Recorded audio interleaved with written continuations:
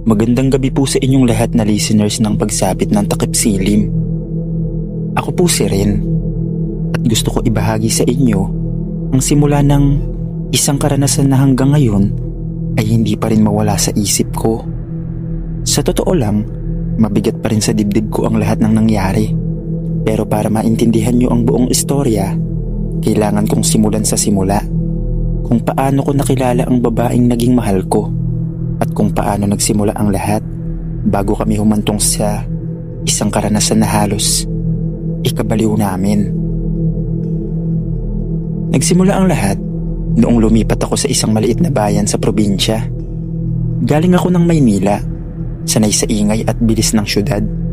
Pero nang mamatay ang tatay ko, napilitan akong sumama sa nanay ko pabalik sa probinsya kung saan siya ipinanganak. Payapa doon, mabagal ang oras, halos lahat ng tao magkakakilala. Noong una, nahirapan ako makibagay.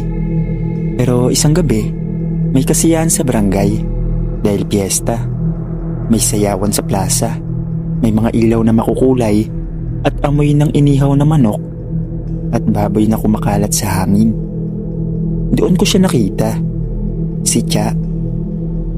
Hindi siya kagandahan na tipong artistahin, pero may kakaibang kinang ang mga mata niya.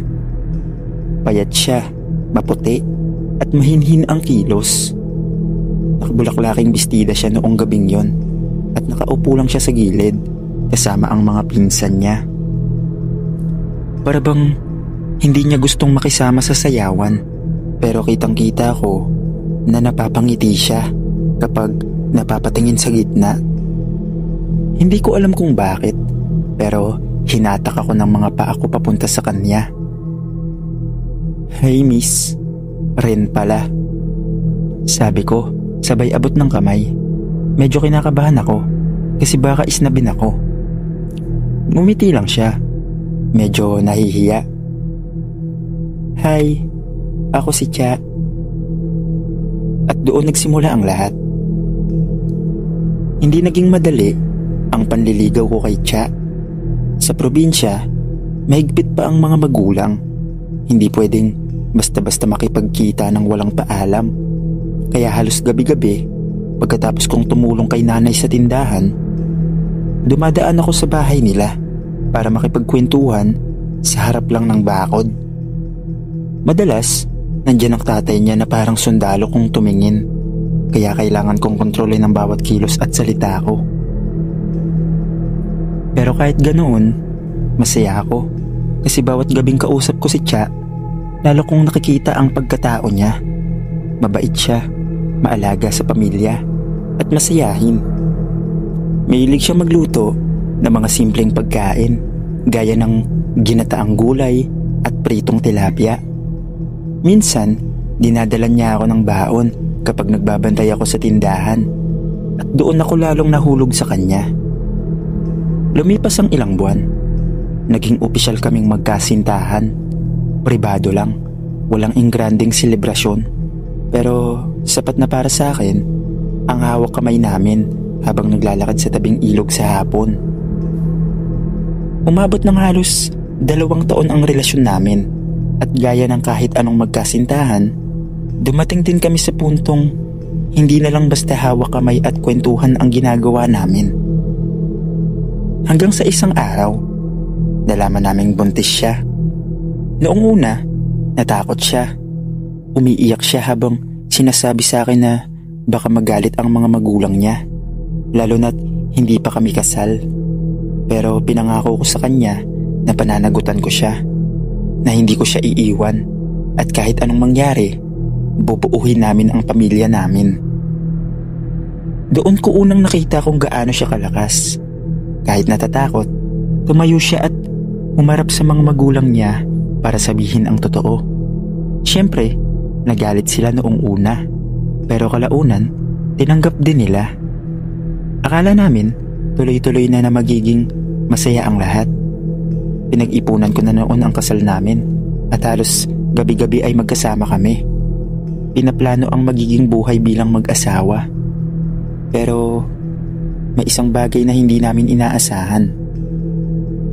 Pagkalipas ng mga buwan, unti-unti nang lumalaki ang tiyan ni Cha at gaya ng nakagawian sa probinsya, kailangan niyang magpaanak sa isang kumadrona. Marami namang midwife sa bayan, pero may isa na ipinipilit ng kapitbahay nila. Si Aling Gemma na lang ang kunin niyo. Magaling yun. Lahat ng ipinanganak niya, ligtas. Sabi ng kapitbahay. Hindi ko alam kung bakit pero may kakaibang kaba akong naramdaman noong unang beses kong marinig ang pangalan na yon. Aling Gemma. Makalipas ang ilang araw, nakilala na namin si Aling Gemma sa personal. Nagpunta kami sa maliit na kubo niya para magpakilala at makiusap na siya ang magpaanak kay Cha sa oras ng panganganak. Maliit lang ang bahay ni Aling Gemma, gawa sa kahoy at pawid. Pero malinis sa labas. Ang nakapagtataka lang, wala kang makikitang aso o pusa na malapit sa bahay niya. Sa probinsya, bihira yon kasi halos lahat ng bahay may alaga. Tahimik din ang paligid, parang walang bata o kahit sinong naglalaro doon. Nang lumapit kami sa pintuan, agad kaming sinalubong ng isang matandang babae. Mahaba ang buhok niya na puting-puti at nakapusod sa likod. Payat siya at matalim ang mga mata, pero kakaiba ang ngiti niya. Parang mabait pero may halong kung anong hindi ko mawari. Cha, Ren, kayo ba ang mag-asawa? Opo, ako po si Ren. Siya po si Cha. Humihingi po kami ng tulong sa inyo pagdating ng araw ng panganganak ng asawa ko. Ngumiti lang siya at tinitigan si Cha mula ulo hanggang paa. Napansin kong parang mas matagal ang tingin niya sa tiyan ni Cha. Magandang bata ang nasa sinapupunan mo. Huwag kang mag-alala. Ligtas kayong dalawa. Nagpasalamat kami at umalis. Pero habang naglalakad pa uwi, napansin kong hindi nagsasalita si Cha. Anong iniisip mo? Ewan ko. Parang ang tapang ng tingin niya. Parang hindi ko madrona yung kausap natin kundi huminto siya. Kundi ano? Kundi parang ibang klaseng tao. Lumipas ang mga linggo at paulit-ulit naming naririnig mula sa kapitbahay na si Aling Gemma raw ang pinakamagaling. Pero may iba ring bulong-bulungan. Magaling siya, pero huwag kayong masyadong magtitiwala. Hindi tumatanda si Aling Gemma. Bata pa ako, ganyan na ang itsura niya. Minsan sa gabi, nakikita siya sa gubat. Hindi ko alam kung anong ginagawa niya. Mga chismis na hindi ko alam kung paniniwalaan ko ba o hindi. Pero unti-unti, habang papalapit ang oras ng panganganak ni Cha, lalo akong kinakabahan. Dumating na ang gabi ng panganganak ni Cha. Malakas ang ulan, halos walang bituin o buwan sa langit. At ang tanging liwanag lang ay ang lampara sa loob ng kubo ni Aling Gemma. Habang naglalakad kami papunta sa kanya, ramdam ko ang bigat sa hangin. Parang may kung anong masamang mangyayari. Pagdating namin sa kubo, sinalubong kami ni Aling Gemma. Nakaputi siya mula ulo hanggang paa at ang buhok niyang puting-puti ay nakalugay na parang basang-basa sa ulan. Nakangiti siya, pero hindi yun tipong nakakakomportable. Pasok kayo, sabi niya sabay hawak sa kamay ni Cha at inalalayan papasok. Hiniga niya si Cha sa banig. Ako naman, nasa gilid lang. Hawak ang kamay ni Cha na nanginginig sa sakit. Ramdam ko ang bawat pagkirot ng tiyan niya sa higpit ng pagkakakapit niya sa akin. Ren, wag mo akong iiwan ha. Oo, hindi kita iiwan.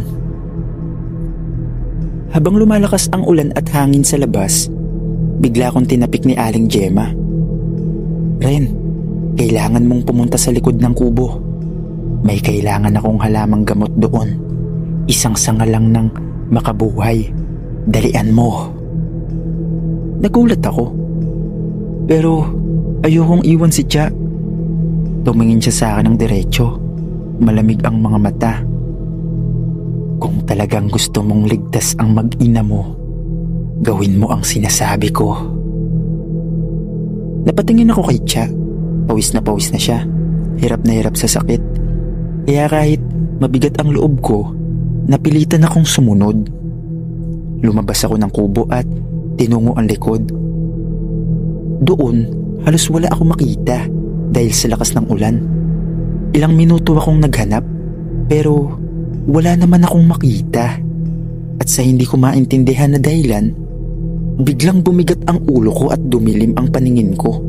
Para bang may sumapak o may kung anong puwersa na tumama sa batok ko at tuluyan akong nawalan ng malay. Nagising ako makalipas ang ilang oras. Malamig na ang paligid at humina na ang ulan. Agad akong tumayo at bumalik sa kubo. Pero pagpasok ko, natigilan ako. Walang tao. Nandun pa rin ang banig na pinaghigaan ni Cha. Basang-basa ng pawis at dugo. Nakakalat ang mga tela. Parang may nagpumiglas. Pero wala na si Cha doon. Wala rin si Aling Gemma. At higit sa lahat, wala rin ang anak namin. Parang piniga ang puso ko sa nakita ko. Cha! Cha! Sigaw ako ng sigaw. Hanggang sa manginig ang boses ko. Wala akong naririnig kundi ang ulan at kulog sa malayo.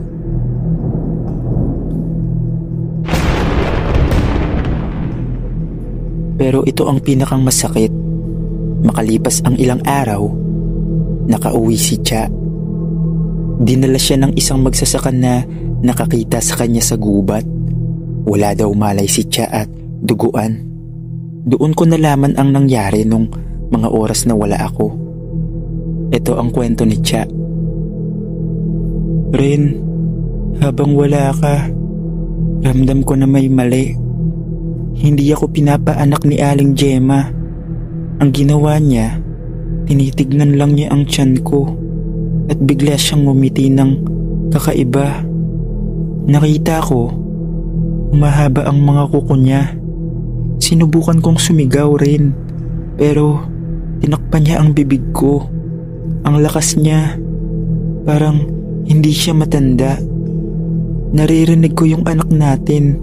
Umiiyak na parang gustong lumabas pero hindi niya ako tinutulungan.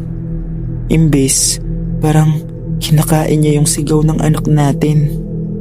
Naramdaman ko na parang may malamig na kamay na pumapasok sa tiyan ko. Hindi ko alam kung paano nangyari pero hindi ako hinihiwa. Ramdam ko lang na parang sinisip-sip niya yung laman sa loob ko. At doon ko narinig yung unang iyak ng anak natin. Pero hindi sa tabi ko. Narinig ko sa bibig ni Aling Gemma. Rin, kinuha niya yung anak natin. At pagkatapos nun, doon na ako nawala ng malay. Pagkarinig ko ng kwento ni Cha, halos gumuho ang mundo ko. Nagwala ako. Ang babae na inakala ng lahat na pinakamagaling na kumadrona, isang ang halimaw. Hanggang ngayon, hindi na namin nakikita si Aling Gemma. Hindi rin namin alam kung ano ba talagang ginawa niya sa anak namin. At ang masakit, wala kaming patunay. Sa mga tao sa baryo, parang normal lang ang lahat. At kami lang ang nakakaalam ng nangyari. Hindi din sila naniniwala sa kwento namin. Pero bawat gabi, naririnig ko pa rin sa panaginip ko ang iyak ng anak namin. At yung mga matang matalim ni Aling Gemma na parang naghihintay lang ng susunod na mabibiktima. Lumipas ang ilang buwan matapos ang nangyari. Pilit naming isinasara ang sugat na iniwan ni Aling Gemma sa amin. Pero sa totoo lang, hindi na nawala ang takot at kirot sa puso namin ni Cha. Naging mahina siya pagkatapos ng insidente. Madalas siyang tahimik at minsan bigla na lang napapahawak sa tiyan niya at parang may hinahanap. Gabi-gabi nananaginip siya. Lagi niyang ikinikwento sa akin na sa panaginip niya raw, naririnig niya pa rin yung iyak ng anak namin. Iyak na unti-unting lumalayo hanggang sa maglaho sa dilim. Ako naman, hindi na rin nakatulog ng maayos. Tuwing ipipikit ko ang mga mata ko, nakikita ko yung ngiti ni Aling Gemma, yung malamig na titig niya, at yung paraan ng pagkawala niya kasama ng anak namin. Nahirapan kaming ipagpatuloy ang buhay, pero ano pa bang magagawa namin? Nangyari na yon. Matapos sa mga sumunod na araw, naisipan naming lumuwas ng Maynila at doon makipagsapalaran ng buhay. Sa ngayon, Sir Dave, okay naman na ang pamilya namin. Nagkaanak na rin kami at masasabi kong masaya na ang pamilya namin ngayon. Pero hanggang ngayon, hindi pa rin namin makalimutan ang karanasan namin yon at yung unang-unang anak namin na kinuha ng kumadro ng aswang. Hanggang dito na lang po, Sir Dave. Maraming salamat po.